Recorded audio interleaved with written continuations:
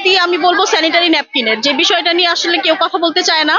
তো ছেলে মেয়ে আর ইয়াং যারা আছে তারা যদি সবাই এই জিনিসগুলা আদার স্যালাইন ট্যালাইন বা অন্য মেডিসিন গুলো সাপ্লাই করে ভালো হবে। কাপড় চোপড় আমি দেখতেছি পর্যাপ্ত পরিমাণে আছে, স্পেশালি মহিলাদের কাপড়গুলো বেশি আছে, ছেলেদের কাপড়টা একটু কম, বাচ্চাদের কাপড়টা একটু কম, কিন্তু মহিলাদের কাপড় পর্যাপ্ত পরিমাণে আছে এখানে। তো ছেলেদের কাপড় এন্ড বাচ্চাদের কাপড়গুলো যদি সাপ্লাই হয় তাহলে খুব ভালো হয়। মানুষের বিবেকের উপরে ডিপেন্ড করছে এটা। এত দেশের একটা দুর্যোগপূর্ণ মুহূর্তে কেউ যদি এইসব কাজ করে তাহলে এটা খুবই ঘৃণনীয় একটা বিষয়, যেখানে সবাই গরিব মানুষেরা এবং যাদের কাছে টাকা নেই তারাও চেষ্টা করছে বা বিভিন্নভাবে সাহায্য করার। তো যারা এই কাজগুলো করতেছে, এবং আমরা কালকে দেখছি যে ত্রাণের বিষয়গুলো যে ডাকাতি হচ্ছে, আসলে এটা কিন্তু মানার মতো নয়। যেখানে সারা দেশ একসাথে সাহায্য করার চেষ্টা করছে, এখানে কিছু লোক এই অবস্থার সুযোগ নেওয়ার চেষ্টা করছে। তো এদেরকে আসলে প্রতিহত করা উচিত।